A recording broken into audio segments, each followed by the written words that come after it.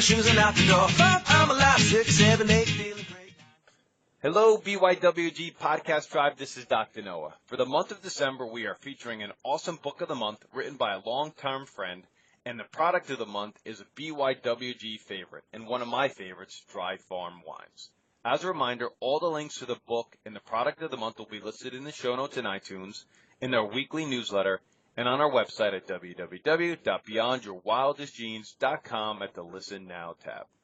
Our book of the month is Hack Your Health Habits: Simple, Action-Driven, Natural Health Solutions for People on the Go by Dr. Natalie Bouchamp. Dr. Wanda Lee will be interviewing the author, Dr. Natalie, and it will be released in the month of December. The product of the month is Dry Farm Wines. Natural wines are all the rage, and in our estimation, this is the best of the natural wine movement. The team at Dry Farm Wines curates the finest natural wines that are lab-tested and delivered to your door. No hangover, no headache, uninterrupted sleep, low alcohol, sugar carb-free, low sulfates, and mycotoxin-free. You can claim your penny bottle of wine using this link, www.dryfarmwines.com/B, W, G. Remember, it will be in the show notes as well. You can listen to me interview Todd White from Dry Farm Wines in the podcast archives at www.beyondyourwildestgenes.com at the Listen Now tab under Biohacking Healthy Wines and Microdosing Alcohol with Todd White. Enjoy the upcoming podcast.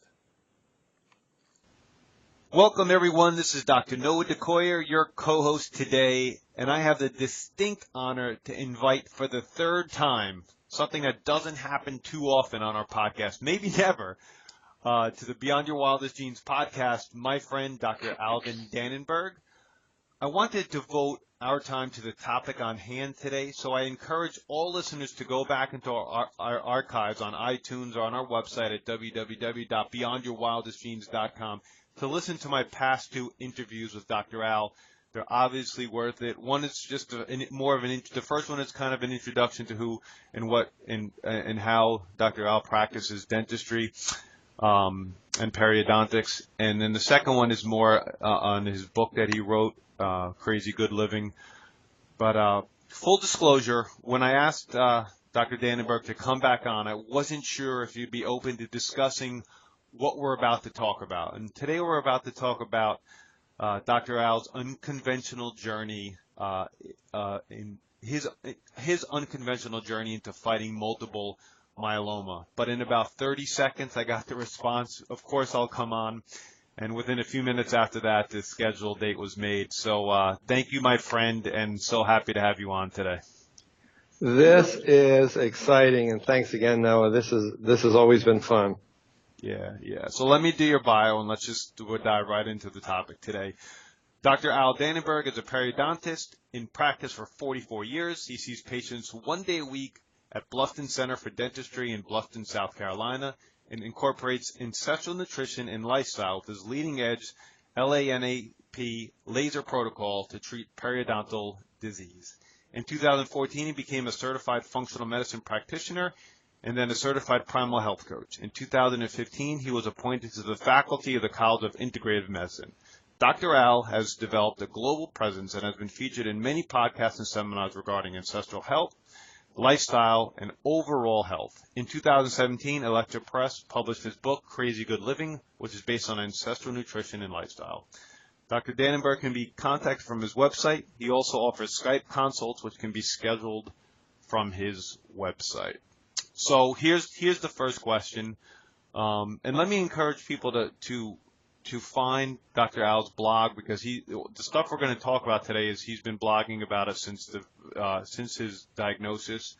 But Dr. Al, how can a healthy guy, and this is what the question that every cancer patient gets, how can a healthy guy like you, an ancestral living doc, develop a devastating bone marrow malignancy?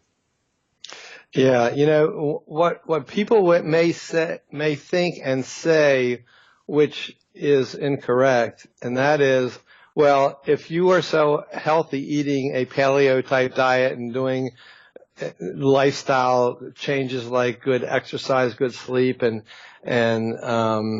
stress reduction, and you can develop this severe disease, obviously those things don't work. Well, that's really the farthest from the truth. Interestingly, what I have, which is an aggressive form of multiple myeloma, and we can talk about how I discovered this just a couple months ago, and that is that there is no causal relationship that has been shown to cause this type of multiple myeloma, with one exception, and that is chronic low-dose ionizing radiation. So when I think about my career, my life, I can go back and think about, well, I was in dental school in the very early 70s, 4 years of dental school, 2 years of graduate school in a big clinic that had many, many x-ray machines. We had 120 kids in our class, 4 years of kids. They were running around the school all the time, lots and lots of x-ray machines in a variety of places. And I don't know how well I was protected. I don't know how well these x-ray machines were shielded and collimated. And you certainly don't smell or feel or hear radiation. X-rays are invisible. So it could have been that I was more chronically radiated because of maybe my genetic predisposition than others to develop a damaged plasma cell. The damage in the DNA of a plasma cell and its mitochondria could probably create a cancerous cell. And from that, it will populate over decades maybe, because my very healthy lifestyle and diet probably kept that under control for a long time. The other thing is, when we were in dental school, and probably, I don't know you would have experienced, or anybody that's experienced this, but when we placed silver fillings, amalgam restorations, mercury fillings, of course, we played with free mercury in our hands, this liquid stuff. We played with it. We literally threw it on the ground and watched the little balls of mercury run around the floor. It vaporized. The entire clinic was involved with mercury vapor, and back then, who really knew how dangerous it was? So I'm sure I had significant overexposures of this toxic metal. So the maybe chronic ionizing radiation from dental X-ray machines going off all the time, and possibly certainly these heavy metals that were vaporized and certainly got into my body could have predisposed my system to eventually create the problem that I have now. So that a long story short.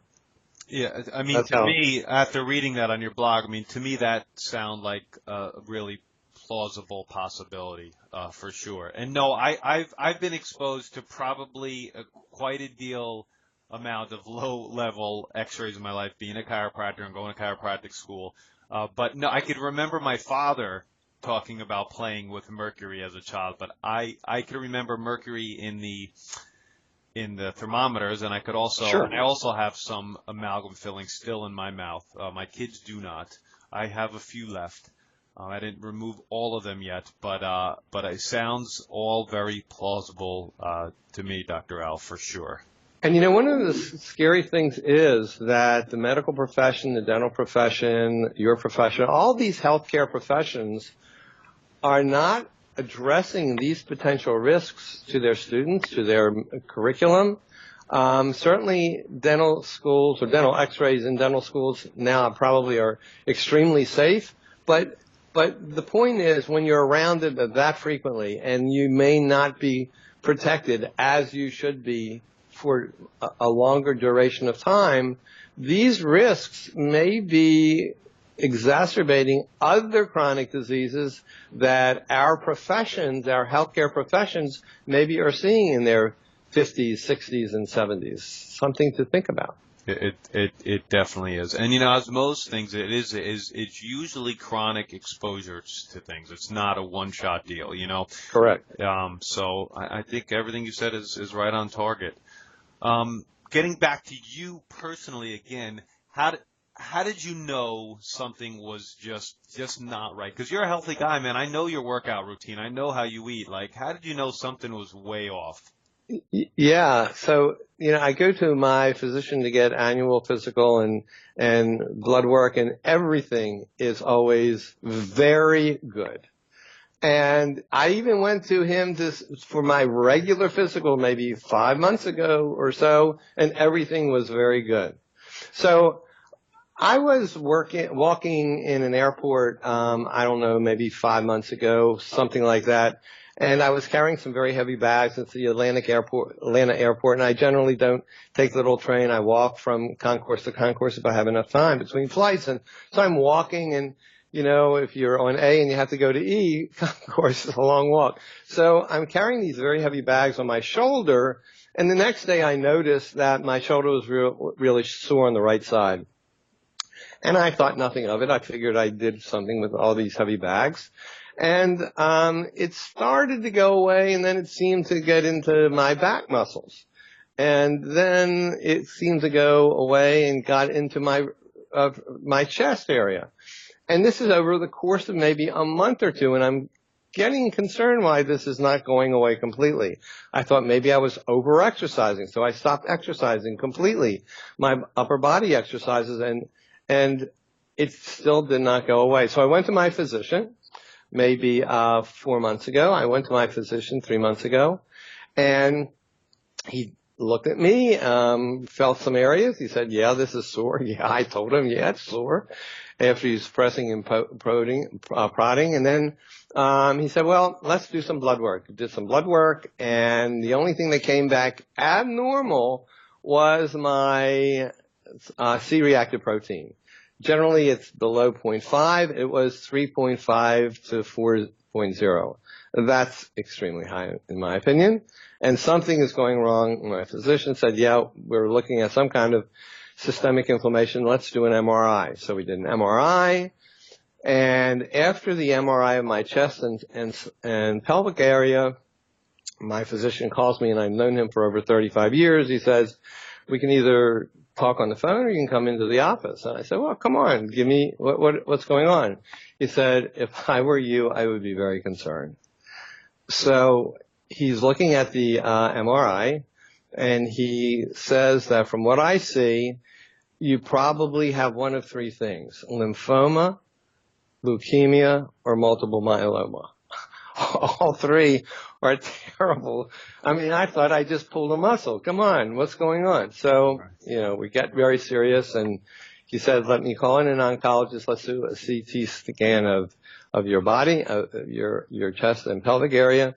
And the CT scan, along with the MRI, showed that I had 3 broken ribs. I had a fractured vertebra, compression fracture in the vertebra, and a cracked pelvis. And that's why I was having all this bone pain. And he asked me, did I fall down? Did I have a fight? And I said, no, I just was normally exercising, carrying some bags. I figured it was sore and it never went away. And so we saw the oncologist who might do some radiation. They looked at the x-rays. My oncologist looked at the CT, and he says that there are numerous holes in your bone from what I believe is multiple myeloma. So they do a few other tests, and they come back with a very specific diagnosis of an aggressive type of multiple myeloma. And that's how I found out. The idea of having that many fractures and not really knowing other than pain and discomfort. That's right. Is a tough pill for me to swallow. Considering I see patients like you every day in my office. So I actually saw a chiropractor before I saw my medical doctor, because I figured maybe he needs to do something. And he looked and whatever. He took even some x-rays, and he said, there's something going on that just doesn't seem right. And he was right. It was not right. And the reasons why the bones were fracturing is because multiple myeloma is a disease of malignant plasma cells in the bone marrow. This malignancy creates a tremendous amount of lysis of the internal structure of the bone, and now the bone is thinning out, and eventually a little bit of pressure will crack it, and that's what's happened. Jeez. So, you know what? I've gone through this with my mother, and we've all gone through this with other people in our family, loved ones, patients. You get a cancer diagnosis, and then you're laid out with your options. So what was the Sure. options that were given to you?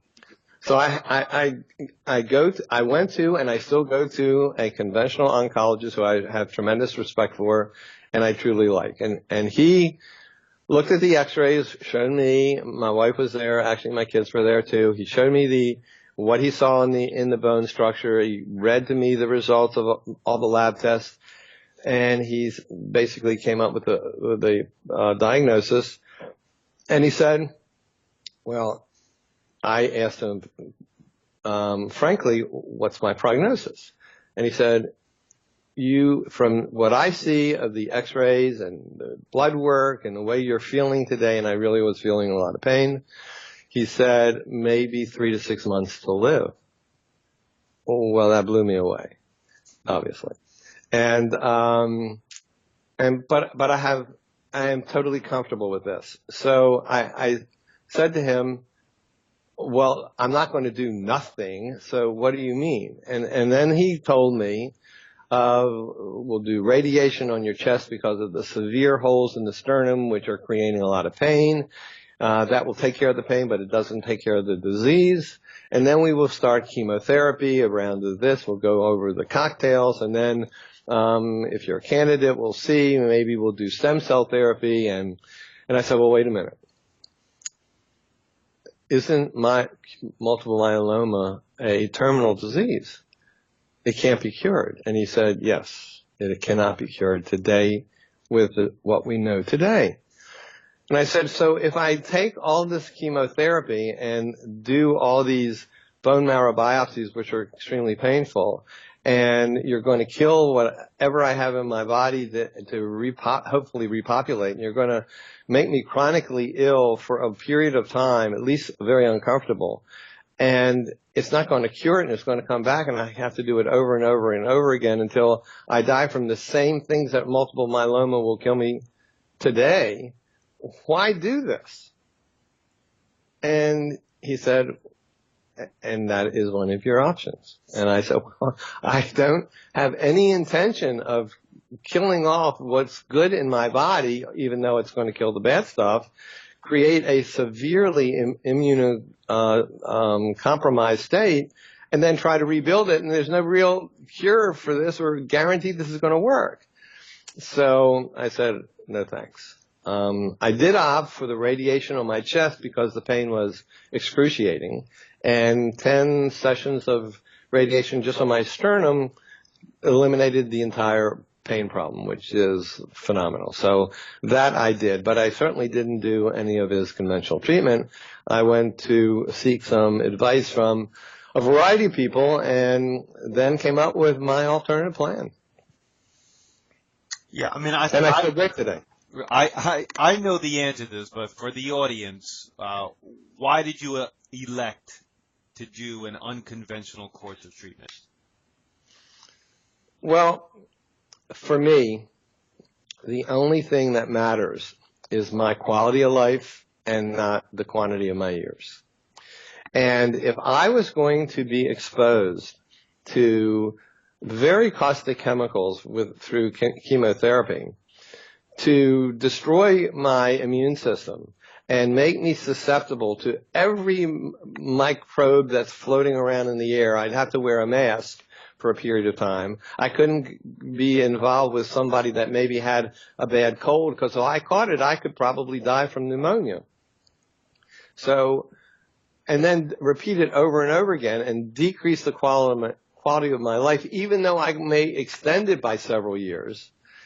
It didn't make sense. And also, I do a lot of research, read a lot of research, and there are lots of published medical peer-reviewed papers that show a variety of things that could very well help me with multiple myeloma, affecting and killing my myeloma cells and improving my mitochondria. And there is lots of research that shows that cancer is not a disease of the DNA per se. It is a mitochondrial metabolic disease. And if that's the case, if we can change the mitochondria and change the effects that are being created through the metabolism and digestion in the body, then maybe I can get my own immune system up to a point where it is going to override the myeloma cells for the most part, and maybe I will be in remission, but I'll still have a low grade forever. And that's okay. I feel great today, and I'm doing all these things. So that's my rationale. All right, so let's get to what I think is, in a strange way to say it, but the exciting part of this discussion. What are you doing holistically, naturally, unconventionally to heal your body, to wake up those mitochondria, to generate new mitochondria, to override those malignant plasma cells? What are you doing that our audience needs to hear, or at least have an understanding that there's another route and there's other things out there? Correct. So I'm doing a variety of things. I have worked with an integrative physician that is helping me with supplements. So the supplements are based on my multiple myeloma and how I physically exist today. And so I'm taking maybe 30 to 40 different supplements 5 times in 5 scheduled sessions a day. 3 would be without food, and then 2 sessions would be with breakfast and dinner. And the ones with breakfast and dinner are significant. I'm taking maybe several of each supplement. So I'm taking maybe 35, 40 capsules and tablets at breakfast and dinner, and then different ones, maybe 12 or so on an empty stomach, first thing in the morning, middle of the day, and last thing at night. And these are a variety of naturally occurring, some herbs, some other nutrients that have been shown to reduce cancer cells or help to break down biofilm around cancer cells and support digestion, detoxification, and the overall immune system. So I'm taking quite a number of different types of enzymes that are supposed to help break down cancer biofilm and break down other proteins that are harmful for my myeloma. I'm taking a variety of nutrients like turmeric for the curcumin. There's great research that shows that curcumin certainly is possibly helping to reduce the multiple myeloma cells. And quite a number. I could give you a list, but what actually is happening is I'm changing my list every 2 to 3 weeks based on what my integrative physician thinks needs to be changed. So it is changing. But in general, I'm trying to work to build up my immune system, digestive enzymes, and a variety of nutrients that support the function of digestion and detoxification, and hopefully elimination of the dead malignant cells as they break down in my body. Significantly different than the nutrition plan you were on prior to your diagnosis. Yeah, so my nutrition plan that I was prior was basically nutrients from food. I was not really taking any bottled nutrients. I was eating a paleo type diet, which is still what I eat, although it's more autoimmune paleo now because I'm eliminating some things that I would have eaten before. And I'm taking gobs and gobs of capsules and pills that have all kinds of nutrients that I would never have been taking individually before. Okay. Well, so we got your diet. Autoimmune paleo is basically a paleo diet, with probably nuts and nightshades eliminated, basically? Yeah, exactly. Nuts and nightshades are eliminated completely. I can eat seeds, but not nuts. I completely eliminate coffee. I completely eliminate alcohol of any type. But the nuts and the nightshades are the primary ones that are eliminated. Okay. And the supplement plan I understand fully, and I know what it means to have a rotating and changing supplement plan. What else are you doing to heal your body? Maybe target the mitochondria, build them up. What else are you doing? Right. So in addition to what I've just said, I use pulse electromagnetic field therapy.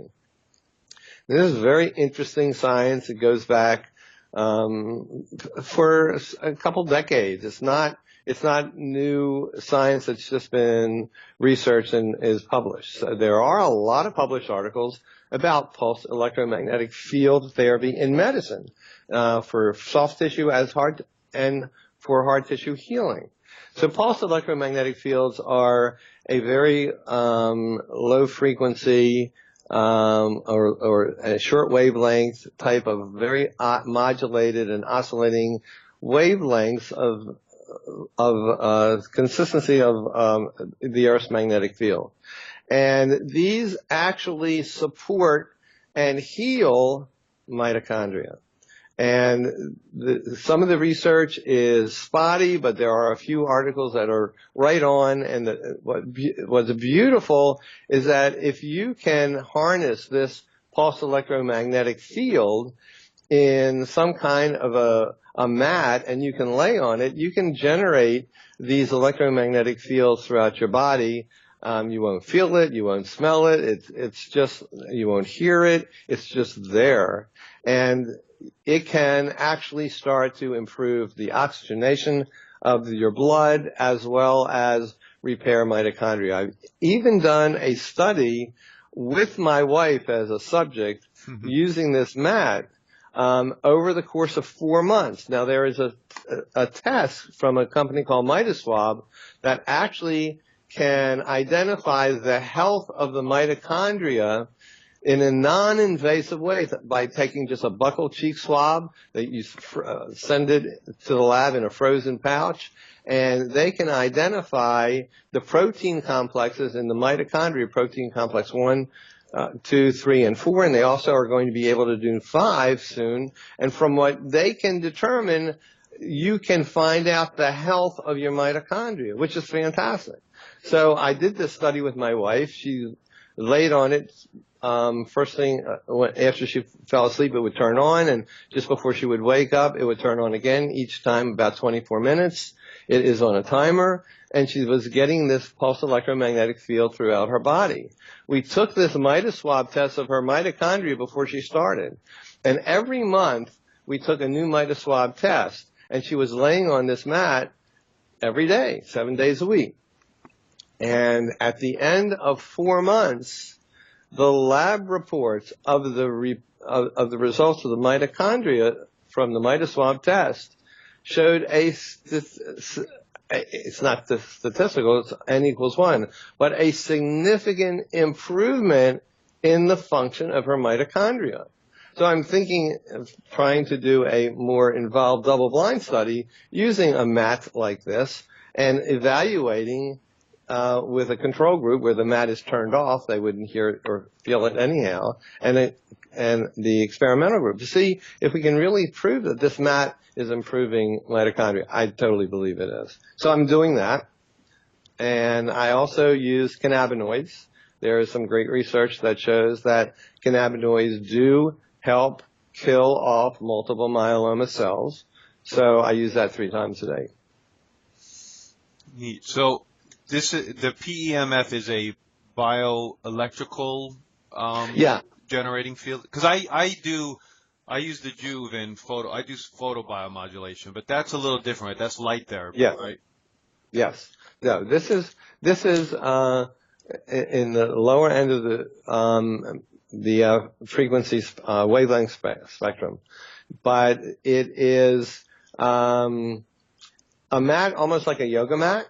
Okay. And it has a control box that is creating the oscillations that are then generated in copper coils throughout the mat. It's completely flexible, very soft. You put it under a bed sheet and you lay on it and you really don't feel it at all. It's quite comfortable. The one that I use, and there are a lot of companies out there, but the one that I tested when I worked with my wife and the one I use is called Pure Wave QRS Pulsed Electromagnetic Field Full Body Mat. And this concept has lots of medical research, like I said, that's published. So you can read a variety of articles and studies that show that this is very effective in healing, but no one has really proven how it heals mitochondria, because mitochondria is hard to detect anyhow as far as taking samples from a body. So this new MitoSwab test is very important, I think, to show that what is happening in the actual generation of ATP by the mitochondria. Yeah. I mean, I totally agree. And, and most people listening know what mitochondria are, but mitochondria create the energy of your body. And there's something like 400 quadrillion of them in your body. Yeah. So it's a big deal. Okay. So we covered nutrition and supplementation. We covered bioelectrical healing. How has your exercise plan changed? Yeah. So sadly enough, I have really not been able to exercise. Some of the side effects of what I have are that I get very tired easily. So I used to do quite a bit of exercise. I really haven't done very much. I can't do any kind of body work because my bones are so soft and brittle right now, or soft and will break right now. So in time, if I'm getting better, which I'm hoping to do, I will start getting back into an exercise program. I'll start walking outside, and hopefully I can get back into my, squats and pull-ups and push-ups. But I'm not so sure that's going to happen very soon. So you can't even walk on a regular basis? Absolutely, I can walk. I'm talking about exercise. So for me to, so certainly I can walk and get around and drive a car, but I used to walk 4 to 5 miles every morning, and that's not going to happen right now because I have some fractures in my pelvis. It is sore if I am walking for a great distance. So just out of curiosity, how are you? Is the pulse PEMF and the nutrition? Is that how you're keeping your muscle mass pretty stable? Like how are you doing that, or what is your intention on that? My intent, no, this is not going to keep my muscle mass in balance. But my intention was to get back to my routine. Okay. And so this all happened. I was only diagnosed September 19th of this year. So it's only been 2 months now. Right. So I am hoping to get back to doing some easy push-ups and for whatever way I can exercise the muscles of my body, I'm going to try to get involved with in a short period of time if I can. But right now, nothing. Okay. And the final aspect of this is your emotional state. What do you do? Are you a meditator? How about mortality? How are you dealing with your mortality? What's the emotional landscape of this whole process looking like? Well, this could get a little difficult for some people to understand, but I am perfectly comfortable with where I am. I have no problem accepting that I could die in the next 3 to 6 months. Now, I'm not a religious person, but I would consider myself extremely spiritual, mm-hmm. and I believe in our soul, and I believe in reincarnation, mm-hmm. and I believe that we are here many times to learn different lessons, and I believe that everybody does this, and everybody is going to the same place eventually, and we just are perfecting our souls over and over. So even if this is not true, it's comforting for me. If it's not true, it doesn't matter when I die. But I have comfort in this concept, and I also feel like I've lived a good life, and I've kind of been blessed with the knowledge that maybe if I know I only have 3 to 6 months, worst case scenario, then I can do a lot of things knowing my time is extremely limited that I wouldn't think about doing, and probably I would drop dead not doing those things. So I have my bucket list, and I basically have done everything that I wanted to do with my bucket list. I don't have that many extreme demands on my interests of what I need to do. And so I am comfortable with where I am. My family is comfortable with my decisions. Now, it's difficult for obviously my kids and my wife. I may be accepting of my mortality, but they are not as much yet. Right. And that's the most difficult thing that I have to deal with. Yeah. And how are you beginning to deal with that? We talk quite a bit. So my wife and I talk. I've certainly arranged my finances and whatever so that there's not going to be a problem. And we talk about the memories that we've made, and we're making new memories right at this moment. And so we talk. And my daughter and son, who are adults with kids, we talk, and I talk to my grandkids too. That's a little more difficult. They're young, but there are some conversations that can tell them that things may be short-lived for me. So, again, I'm very comfortable with where I am, but the quality of my life and dignity and my dignity are more important than extending my years with a decreased quality of life. And whatever I can do to make my body work and feel good, which I feel good right now, to do almost anything, then I want to do without challenging my body to lots of chemicals that are going to interfere with the person that I am. Are you retired from your periodontal practice?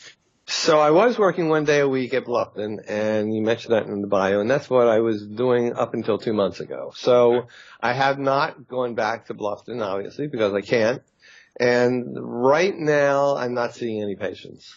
Now, if I can get stronger, I have a lot of other things that I'm in the middle of doing. So I will probably get more involved with some of the other things I'm doing, but I probably will not go back to practicing periodontics.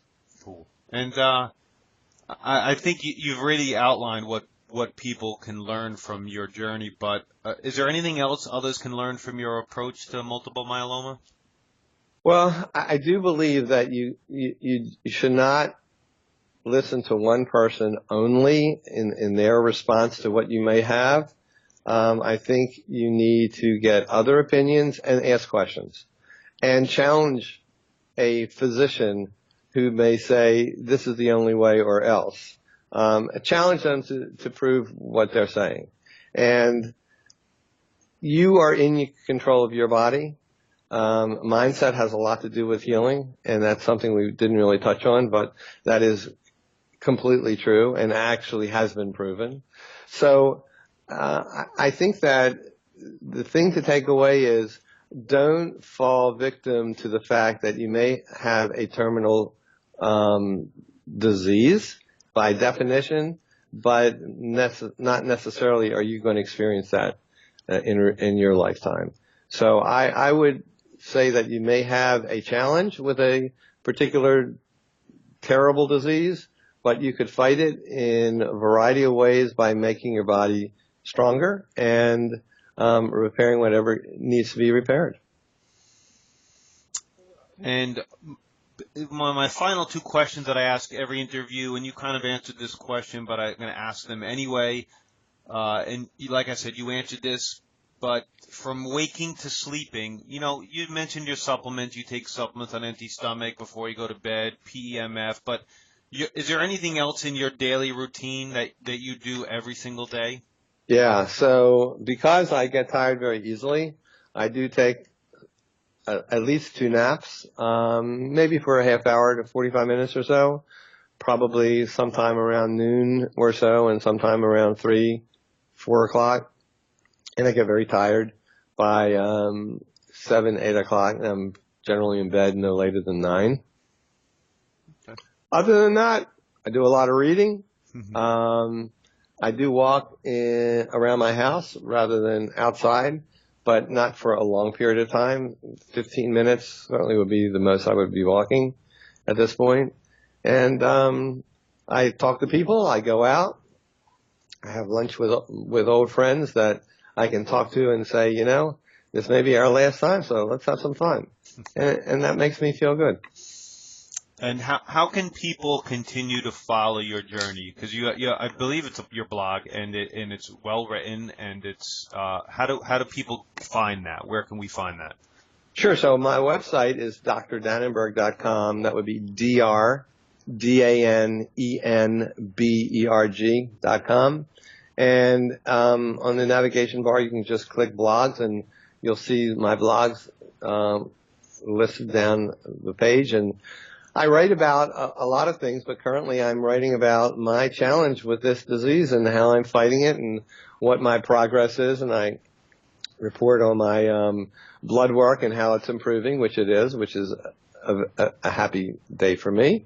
So I'm hoping that my kind of discussion on this very serious topic can open some people's minds that are either dealing with this disease or having a relative or close friend that's dealing with this type of a disease, and maybe bring some other ideas to them that they've not thought about, open their mind, kind of walk outside of the box a little bit and see that there may be other things that are available rather than some caustic chemicals that can damage your body more than repair your body.